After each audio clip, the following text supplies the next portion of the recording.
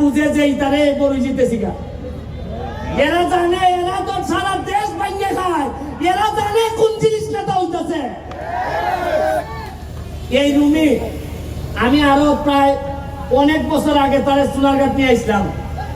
এই সময় আমি তার আইনজীবী ছিলাম, একটা মামলা করছিল। ওই সময় চান্সে ভাইয়া কিছু কম টাকা দিয়ে আইনিছিলাম, বললাম যে আমি উকিল, তোমার আমার এলাকাত আইও গান গাইও না, কিছু কম টাকা রাখতো। এই সময় মাত্র 25 না 30,000 টাকা দিয়া এই সময় 1 লাখ টাকা দিয়ে গান করে। ওই আমার সাইডে দিছে, আচ্ছা ভাই আপনি তো আমার আইনজীবী গাই গাই এই শোন না। আর আজকে আমি গেছি, আমার ভাইটা আইছে, আজকে আমার একটা বিশ্বাস এমন ভাবে গান গাইবো কলজাটার মধ্যে পানি দিয়ে দিব একবারে। আমরা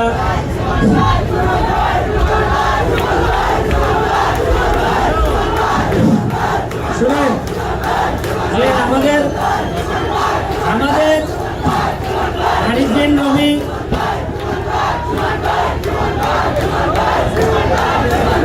আস্তে আস্তে আস্তে শুনো শুনো শুনেন, আস্তে আস্তে। আরিফিন রবি গান করার জন্য রেডি হচ্ছে এখন।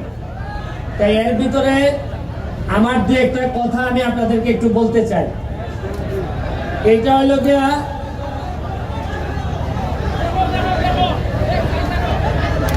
আমি আস্তে আস্তে নইল না, আরে শুনো, তোমরা খালি একটু ধৈর্য ধরো। মাধবপুর আর সোনারঘাটের কপাল কিতা কিতা আনতাছে, খালি দেখতে যাও কিতা কিতা আনতাছে। আরো তো অনেক রয়েছে, মমতা যত আইছে না এখনো। গ্রামের মানুষে বলবো তোমরা মডার্ন গান আনো, আমার মমতাজ গান আনো লাগতো না। খালি খেলা শুরু হয়েছে। আমার নির্বাচনের পরে আমি কইছিলাম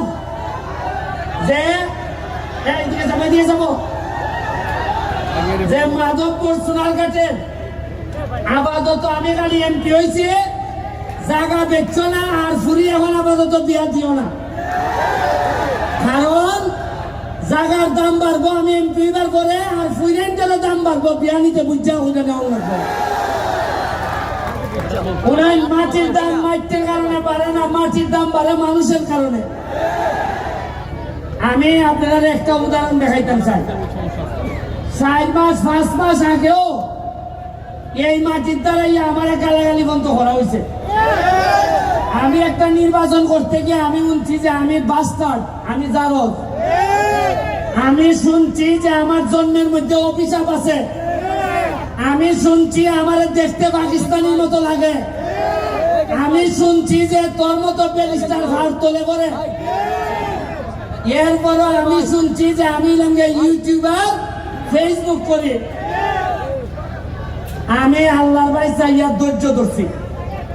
আমি এতিম, আমার বাপ নাই। আপনারা কি সেও আমার বাপের নাম জানুন? আপনারা আমার নামে আমি পরিচিত হয়েছি। আমি কোন সাবের ছেলে না। আমি আপনার মতো জায়গার থেকে একবারে Trinamool DCP high school Sonarghat থেকে উঠতে আমি আজকে ব্যারিস্টার হয়েছি। আমি গল্পটা কইতাছি তোমাদেরকে এই কারণে, আজকে আমার সামনে যারা আছো তোমরা, তোমাদেরকে বলতে চাই, জীবনে ভালো করতে গেলে, সফল হইতে গেলে সব সময় সাবের ছেলে হইতে হয় না, নিজের যোগ্যতায় হওয়া যায়। তোমরা ভাবতে পারো যে আমি ধর্মঘট, আমি কি পারবো? এইদিকে সরো। তোমরা কি জানো যে এরা যে অত ক্যামেরা করতেছে, এরা যে ক্যামেরা করে, এরা আমার ভালোবাসা করে না। এরা ক্যামেরা ভিডিও করলে এরা টাকা পায়, ডলার দেখায় না, ডলার ভাই ডলার। আমি ধর্মঘটের বিষয়ে আমি খালি শুনতাম ধর্মঘট। এই ধর্মঘটের বিষয়ে আমার সম্মান শ্রদ্ধাবোধ অনেক বেশি। কিন্তু আমি এইখানে এমপি হয়ে আসার আগে এইখানে কিছু মানুষ দ্বারা অধর্ম হয়েছে আমি জানি ভালো করে। আমি যতদিন এমপি আছি এই ধর্মঘরের মাটিতে আমি আমার দায়িত্ব পালন করব। কোনো অধর্ম আমার লোকই হোক, কাউকে আমি অধর্ম করতে দিব না। আমার ভাই মাত্র একটা, আমার ভাই লন্ডন থাকে, এর মানে আর কোনো ভাই নাই, আপন রক্তের ভাই নাই। কিন্তু ধর্মঘরে আইসা আমি কিছু লোকের সন্ধান পাইছি। আমি আমার আন্ডারে 21টা ইউনিয়ন আর 2টা পৌরসভা, তুমি সরো না এখান থেকে, তুমি সরো না, এদেরকে দেখতে দাও। 2টা পৌরসভা, প্রতিটা ইউনিয়নে আমার আদর্শের কিছু ভাই তৈরি হইতেছে। এর মধ্যে ধর্মঘর ইউনিয়নে আমার একটা এখন পর্যন্ত আমি তারে পাই নাই, হয়তো খারাপ পরে হইতেও পারে, আপনারা হয়তো আমার চেয়ে ভালো জানতেও পারেন। তবে আমার কাছে মনে হয়েছে মাল পেটের না হইলেও আমার একটা আদর্শের ভাই হচ্ছে গিয়ে টুটুল।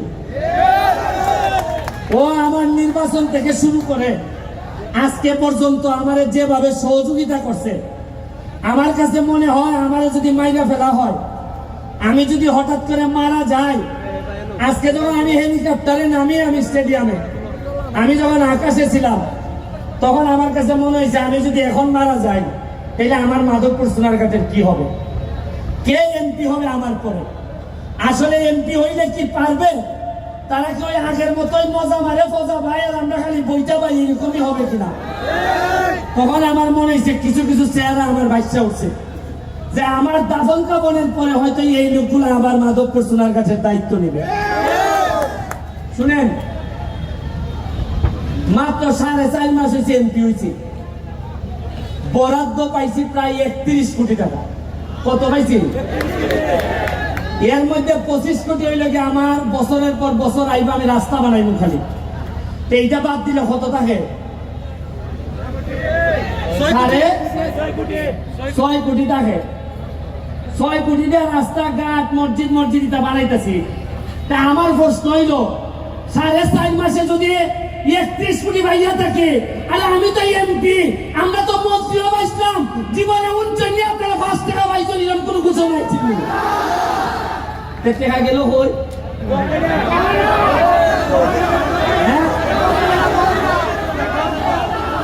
আরে 4.5 মাসে যদি অত টাকা বানাইতাম পারি, অত টাকা আনতাম পারি, আপনারা আশ্চর্য হইবেন। গত সপ্তাহে আমি মাধবপুরের লেগে বরাদ্দ হয়েছে 50 লাখ এলজিডি।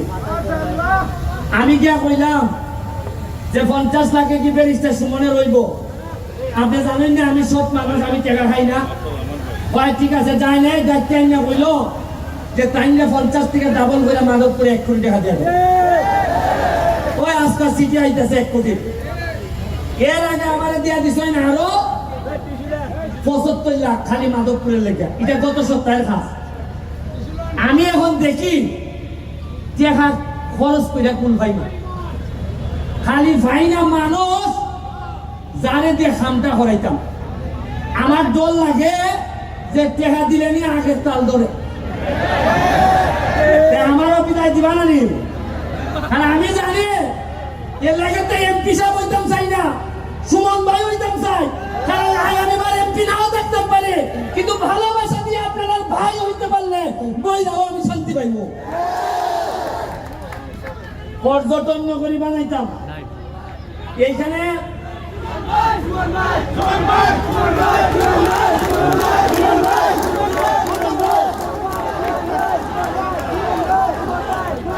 আমার পর্যটন নগরী বানাইতে চাই আমি মাধবপুর সোনারঘাটে। আমি নেত্রীরে বলছি, জননেত্রী শেখ হাসিনারে, যে যাবো যে আমার 24টা চা বাগান আছে, আমার 2টা রিজার্ভ ফরেস্ট আছে, আমার স্থলবন্দর আছে, আমার বর্ডার আছে। আমার কিসের কম আছে? মাধবপুর আপনারা জানেন কিনা সবচেয়ে ধনী উপজেলার একটা, 100টার মতো ইন্ডাস্ট্রি আছে। মাধবপুরের মানুষ একটা মানুষ না খেয়ে থাকতে পারবে না। আমি চা বাগান গুলা 3টা চা বাগানে বেতন হয় না, আমি 2.5 লাখ টাকার চাল পাঠাইছি। কইছি যে বেতন না হইলে আমি এমপি দিব। আমার এমপি যদি ভাত খায় তাহলে আমার শ্রমিকরা ভাত খাবে। আপনারা এখানে সাইফোর্স কোচিং, সাইফোর্স লিমিটেড, এখানে ম্যাডাম আমাদের মাঝে উপস্থিত হয়েছে। আমি ছোটবেলায় ওনার ছাত্র ছিলাম। IELTS, TOEFL, স্পোকেন ইংলিশ ওনাদের আন্ডারে করছি। উনি আমাদের পুরা 23টা ইউনিয়নে কোন ছাত্র ছাত্রী যাতে ইংলিশে ফেল না করে এই জন্য সকল শিক্ষকদেরকে ট্রেনিং এর ব্যবস্থা করতেছেন। উনি আমাদের মাঝে উপস্থিত আছেন, ওনার জন্য একটা হাততালি আমি আশা করি। আমি কম্পিউটারের ব্যবস্থা করতেছি বাচ্চাদের জন্য, প্রতিটা স্কুলে মাল্টিমিডিয়া ব্যবস্থা করতেছি। আমি আজকে আর বক্তব্য বাড়াবো না, স্বপ্ন দেখতে শিখেন।